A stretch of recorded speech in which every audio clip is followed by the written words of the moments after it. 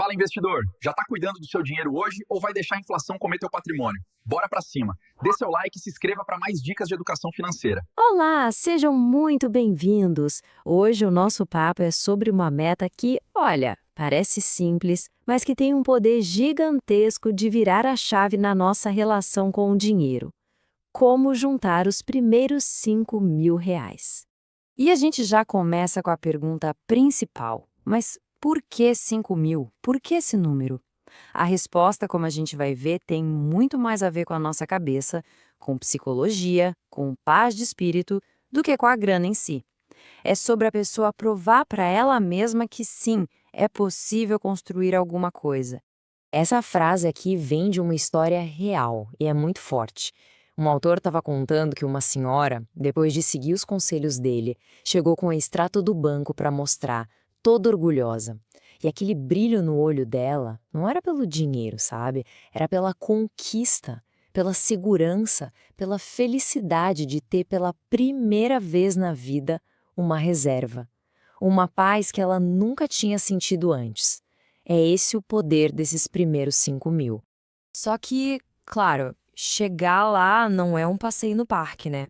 É preciso entender que existe uma batalha de verdade sendo travada pelo nosso dinheiro, todo santo dia. É uma escolha constante entre dois futuros que são completamente diferentes um do outro. E as duas estradas são essas aqui.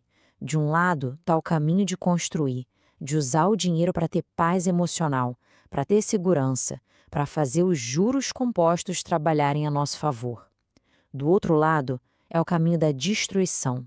É a ilusão de dinheiro fácil das apostas, a bola de neve das dívidas, aquela ansiedade de viver para mostrar um status que nem é real. A escolha de qual caminho pegar é feita todo dia, nas pequenas decisões. E falando nesse caminho da destruição, a fonte que a gente analisou descreve esse fenômeno das apostas online de um jeito bem direto, chamando de a desgraça das bets. A crítica é pesada, porque diz que essas plataformas são feitas para atrair justamente quem está mais vulnerável, vendendo um sonho que não existe de dinheiro rápido. A comparação com a legalização do crack é para mostrar o nível do vício e do estrago que isso pode fazer na vida de uma pessoa.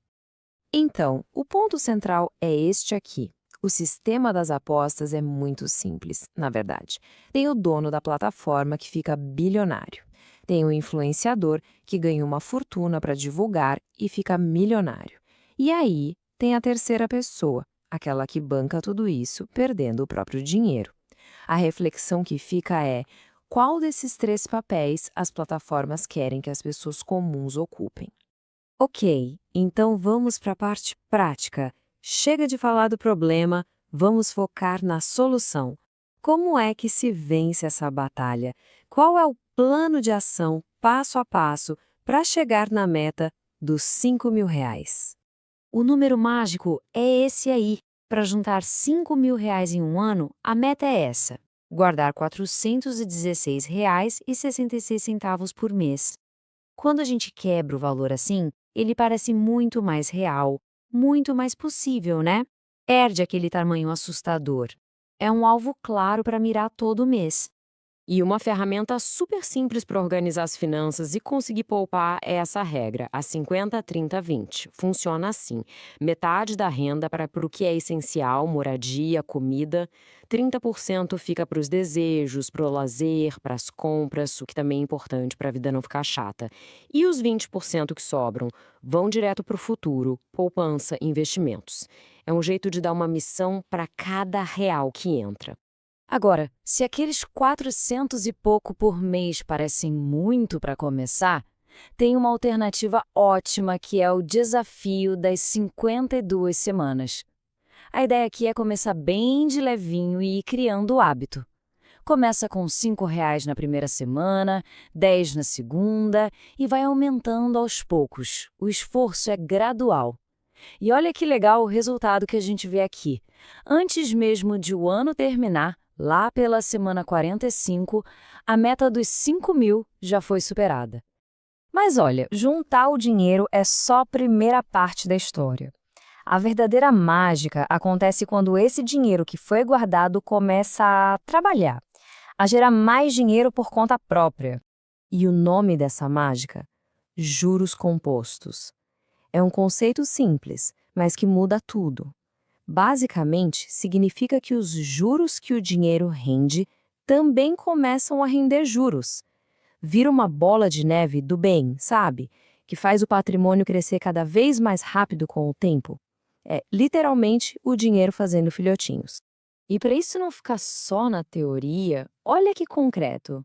Aqueles R$ 5.000 juntados com tanto esforço, quando eles são bem investidos, começam a gerar uns R$ 50 por mês, sozinhos, sem precisar fazer mais nada. É o primeiro gostinho da renda passiva, de ver um dinheiro entrando na conta simplesmente porque ele está lá, trabalhando. E só para a gente ter uma ideia do potencial disso no longo prazo, vamos aumentar a escala. Se 5.000 rendem 50, R$ 100.000 rendem cerca de R$ 1.000 por mês. Pensa só, isso muda o jogo completamente. É praticamente um salário mínimo a mais, todo mês, sem precisar trabalhar por ele. Isso mostra o poder de ser consistente e paciente. Essa frase do Warren Buffett aqui, ela resume tudo, né? Não é sobre ser ganancioso, é sobre ter liberdade. Aprender a investir não é uma opção, é uma necessidade para quem não quer passar a vida inteira dependendo só do próprio suor.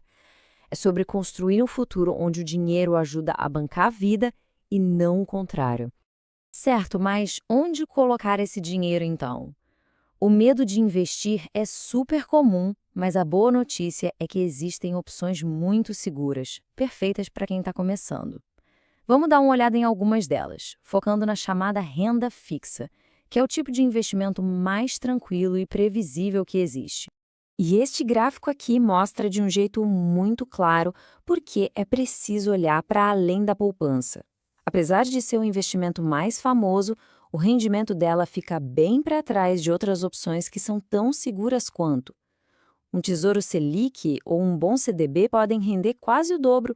Deixar o dinheiro na poupança, hoje em dia, é literalmente deixar dinheiro na mesa sem precisar. E o ponto principal é que não precisa ser um bicho de 7 cabeças. Esse quadro aqui compara as 3 opções mais seguras. O Tesouro Selic tem a garantia do governo, é a segurança máxima.